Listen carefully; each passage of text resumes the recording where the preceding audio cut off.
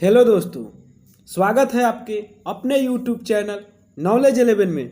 दोस्तों, आज हम बात करने वाले हैं देशांतर के बारे में। दोस्तों, अक्षांश और देशांतर के बारे में। क्या चीज़ के बारे में दोस्तों? अक्षांश और देशांतर के बारे में। इसी पे आधारित आज का हमारा वीडियो है दोस्तों। इसमें मात्र आपको 3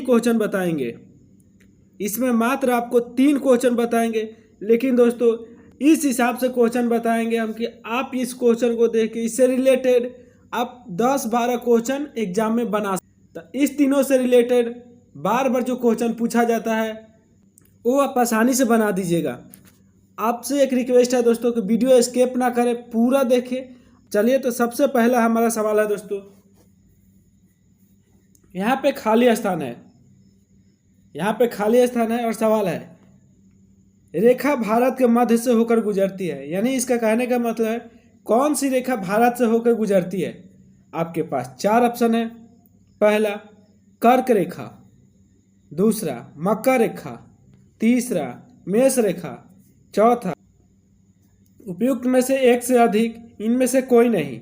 दोस्तों, ये जो क्वेश्चन है ये बीपीएससी पीसीएस इस लेवल का ये क्वेश्चन है दोस्तों। तो इसका आंसर हो जाएगा दोस्तों कर्क रेखा। क्या हो जाएगा दोस्तों? कर्क रेखा। ये जो कर्क रेखा है, अब ये कर्क रेखा होता क्या है, इससे कितने रिलेटेड क्वेश्चन पूछे जाते हैं, हम इसी के बारे में बात करेंगे दोस्तों। जैसे कर्क रेखा है क्या, जैसे कर्क रेखा। तो दोस्तों, कर्क रेखा यह भारत के मध्य से होकर गुजरती है। कर्क रेखा कहाँ से गुजरती है दोस्तों? भारत के मध्य से गुजरती है। ठीक है, कहाँ से गुजरती है दोस्तों? भारत के मध्य से। यह रेखा स्थलीय भूमध्य रेखा के लगभग 23 डिग्री 27 मिनट नॉर्थ अक्षांश को कर्क रेखा कहा जाता है। किसको बोला जाता है दोस्तों? स्थानीय भूमध्य रेखा के लगभग 23 डिग्री 27 मिनट नॉर्थ अक्षांश को कर्क रेखा कहा जाता है। अगर आपसे कोई पूछे कि कर्क रेखा किसको बोला जाता है दोस्तों, तो कर्क रेखा स्थलीय भूमध्य रेखा के लगभग 23 डिग्री 27 मिनट नॉर्थ अक्षांश को कर्क रेखा बोला जाता है। कर्क रेखा समझ गए दोस्तों। अब अगला हमारा है 17 देशों से होकर कर्क रेखा गुजरती है। कितने देशों से? 17 देशों। इसमें ताइवान भी आ जाता है। 17 देशों में ताइवान भी हमारा आ जाता है दोस्तों। 17 देश जो है इसमें ताइवान भी आ जाता है। इसके साथ ये 17 देशों से होकर गुजरती है। अगला हमारा है कर्क रेखा भारत से होकर जाने वाली एकमात्र अक्षांश मार्ग है। यानी जितने भी कर्क मकर ये सब रेखा का आप नाम सुने हैं, उन सभी रेखाओं में से एकमात्र कर्क ही एक ऐसा रेखा है जो भारत से होकर गुजरती है। इसलिए ऊपर भी क्वेश्चन दिया गया था कि भारत से होकर गुजरने वाली रेखा कौन सी है? कर्क रेखा है। कौन सी रेखा है दोस्तों? कर्क रेखा। अगला, यह रेखा यानी जो कर्क रेखा है यह भारत के 8 राज्यों से होकर गुजरती है। भारत के कितने राज्य से होकर गुजरती है? 8 राज्य से। अब ये 8 राज्य कौन कौन से हैं जिससे कर्क रेखा होकर गुजरती है? तो भारत के 8 राज्यों में से होकर गुजरने वाली कर्क रेखा गुजरात है, राजस्थान है, मध्य प्रदेश है, छत्तीसगढ़ है, झारखंड है, पश्चिम बंगाल है, त्रिपुरा है, मिजोरम है। कौन कौन से है दोस्तों? गुजरात है, राजस्थान है, मध्य प्रदेश है, छत्तीसगढ़ है, झारखंड है, पश्चिम बंगाल है, त्रिपुरा है। तो समझ गए दोस्तों। अब कुछ इसका इंपॉर्टेंट पॉइंट कहा जाए तो ये ऐसा क्वेश्चन है जो बार बार एग्जाम में पूछा जाता है। जैसे माही नदी भारत की एकमात्र ऐसी नदी है जो कर्क रेखा को 2 बार काटती है। क्वेश्चन पूछा गया है दोस्तों कि भारत की वो कौन सी नदी है जो कर्क रेखा को 2 बार काटती है, तो माही नदी है। कौन सी नदी है दोस्तों? माही नदी। यह नदी कर्क रेखा को 2 भागों में बांटती है। अगला इंपॉर्टेंट, भोपाल यानी मध्य प्रदेश की राजधानी और गांधीनगर गुजरात की राजधानी भी कर्क रेखा के काफ़ी करीब है। जो कर्क रेखा गुजरता है दोस्तों, ये भोपाल की राजधानी मध्य प्रदेश की राजधानी भोपाल और गांधीनगर के करीब से होकर गुजरता है। किससे होकर गुजरता है? भोपाल और गांधीनगर से। इसमें यह 17 देश, 3 महाद्वीप, 6 जिला के निकाय के मध्य से होकर गुजरता है। कर्क रेखा किससे किससे होकर गुजरता है दोस्तों? तो कर्क रेखा 17 देश, 3 महाद्वीप, 6 जिला से होकर गुजरता है। आगे ये भी एग्जाम में पूछा जा सकता है दोस्तों कि कर्क रेखा कितने देशों से होकर गुजरता है? 17 देशों से। कितने महाद्वीपों से? 3 महाद्वीपों से। कितने जिलों से? 6 जिलों से। तो आप समझ गए दोस्तों, भारत की वो कौन सी नदी है जो कर्क रेखा को 2 बार काटती है? तो माही नदी है। कौन सी नदी है? माही नदी।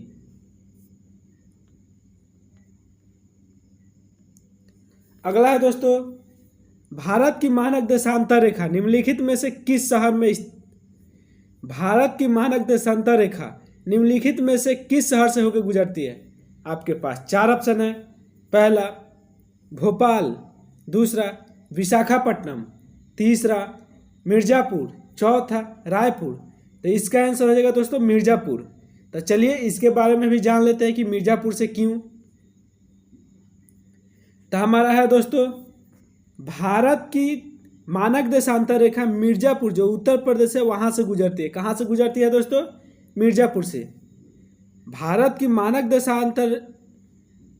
मानक देशांतर रेखा की लंबाई 84 डिग्री 30 मिनट पूरब है। कितना है दोस्तों?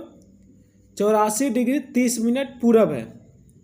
और ये भारत की मानक देशांतर रेखा उत्तर प्रदेश, मध्य प्रदेश, छत्तीसगढ़, उड़ीसा और आंध्र प्रदेश से होकर गुजरती है। यह रेखा भारत के किस राज्य से होकर गुजरती है? उत्तर प्रदेश, मध्य प्रदेश, छत्तीसगढ़, उड़ीसा, आंध्र प्रदेश से होकर गुजरती है। और इसका याद करने का तरीका है क्या दोस्तों? मकाओ। इसको याद करने का तरीका मकाओ है, यानी मध्य प्रदेश, आंध्र प्रदेश, छत्तीसगढ़, उड़ीसा, उत्तर प्रदेश। अगर एक क्वेश्चन पूछ दे कि भारत की मानक देशांतर रेखा कितने राज्य से होकर गुजरती है, तो शॉर्टकट इसका ऑप्शन याद रखिएगा मकाओ। शॉर्टकट तरीका याद रखिएगा मकाओ, यानी मध्य प्रदेश, आंध्र प्रदेश, छत्तीसगढ़, उड़ीसा और उत्तर प्रदेश। तो यह है दोस्तों ध्रुवों की ओर। तो समझ गए दोस्तों। अगला हमारा क्वेश्चन है, ध्रुवों की ओर देशांतर रेखाएं की मध्य दूरी। ध्रुवों की ओर देशांतर रेखाओं की मध्य की दूरी आपके पास 4 ऑप्शन है। पहला धीरे धीरे घटती है, दूसरा स्थिर रहती है, तीसरा तेजी से घटती है, चौथा उपयुक्त में से एक से अधिक, पांचवा इनमें से कोई नहीं। तो दोस्तों ध्रुवों की ओर देशांतर रेखाओं की मध्य तेजी से घटती है। क्या होती है? तेजी से घटती है। ध्रुवों की ओर देशांतर रेखाओं की मध्य दूरी तेजी से घटती है। तेजी से क्या होती है दोस्तों? घटती है। तब इसके बारे में जान लेते हैं। यहाँ पे देख सकते हैं दोस्तों, पॉइंट लोकेशन है 40 डिग्री नॉर्थ, 30 डिग्री वेस्ट। ये है नॉर्थ पोल। यहाँ पे हमारा है दोस्तों नॉर्थ पोल। ये नॉर्थ पोल है जहाँ पे 80 डिग्री 90 डिग्री नॉर्थ पोल, उसके बाद 70 ये है, उसके है आप देख सकते हैं दोस्तों ये यहाँ पे इक्वेटर है। ये कौन सा है दोस्तों? यह इक्वेटर है। ये कौन सा रेखा है दोस्तों? इक्वेटर है। ये हमारा इक्वेटर है। यही हमारा वो है दोस्तों यहाँ पे नॉर्थ पोल। कौन सा पोल? North pole. ये है मेरिडियंस। कौन है दोस्तों? ये जो है दोस्तों मेरिडियंस। तो आप देख के समझ गए दोस्तों। तो उम्मीद है ये आप देख के समझ गए कि होता क्या है। ये हमारा है दोस्तों, ये जो रेखा है ये रेखा 40 डिग्री नॉर्थ और 30 डिग्री वेस्ट। कौन सा है दोस्तों?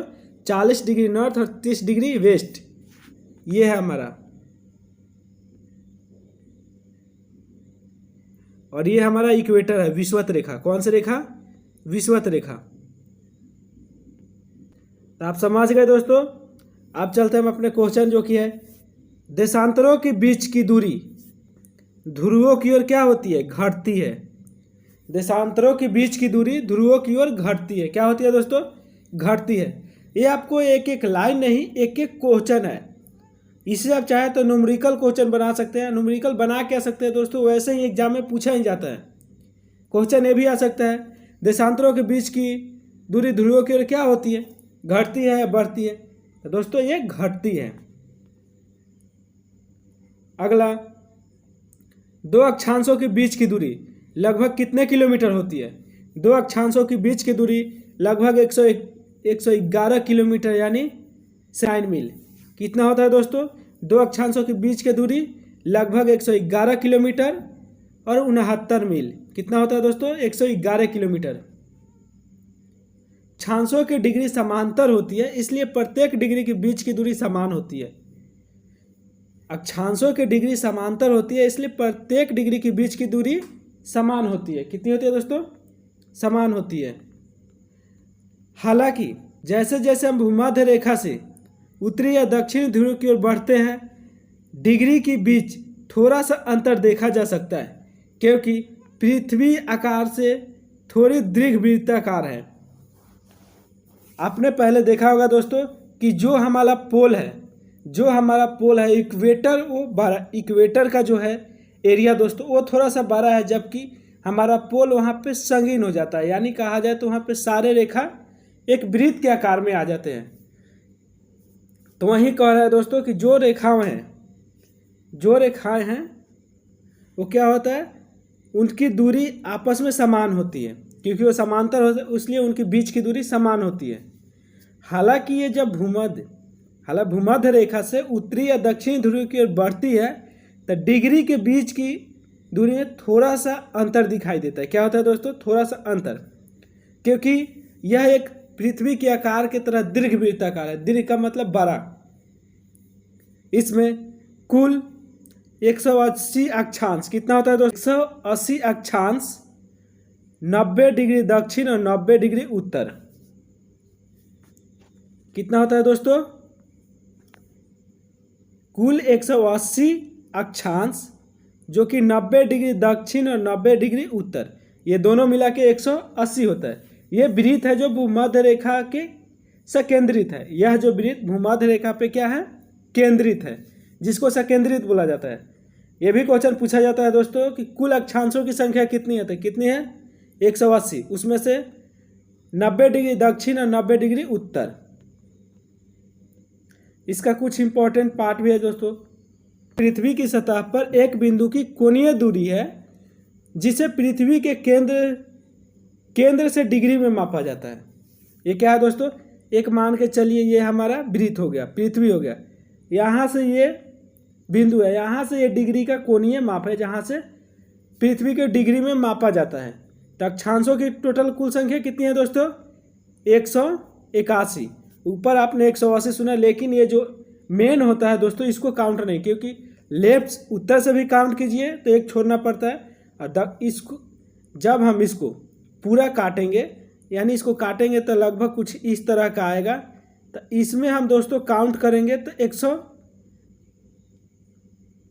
100 कितना आएगा दोस्तों, 181 आएगा, क्योंकि ये जो बीच वाला है दोस्तों, ये बीच वाला जो होता है दोस्तों, ये इसमें भी काउंट आता है, उत्तरी में भी आता है, दक्षिणी में भी आता है, इसलिए इस बीच को एक काम करके कितना बोला जाता है, 181।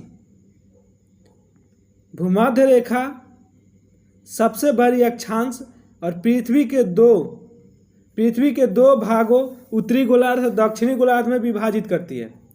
भूमध्य रेखा सबसे बड़ी अक्षांश है और पृथ्वी के दो भागों में उत्तरी गोलार्ध और दक्षिणी गोलार्ध में विभाजित करती है। किसमें करती है, उत्तरी गोलार्ध और दक्षिणी गोलार्ध में विभाजित करती है। ये भी क्वेश्चन पूछ सकते हैं दोस्तों, पृथ्वी को दो भागों में उत्तरी गोलार्ध और दक्षिणी गोलार्ध में कौन सी रेखा विभाजित करती है, तो भूमध्य रेखा। यह अक्षांश समांतर है और एक दूसरे से कभी नहीं मिलती। यह जो अक्षांश है दोस्तों ये समांतर है। ये क्या होता है दोस्तों, समांतर है, ये एक दूसरे से कभी नहीं मिलती। दो अक्षांशों के बीच की दूरी आपने ऊपर भी देखा होगा 111 किलोमीटर। 111 किलोमीटर। अक्षांश पूरब से पश्चिम की ओर होती है। अक्षांश जो होती है दोस्तों पूरब से पश्चिम की ओर होती है। कैसा होता है? पूरब से पश्चिम की ओर। तो दोस्तों उम्मीद है आप समझ गए होंगे। तो प्लीज़ हमारे चैनल को लाइक करें, सब्सक्राइब करें, सपोर्ट करें। दोस्तों मिलते हैं अपने अगले वीडियो में।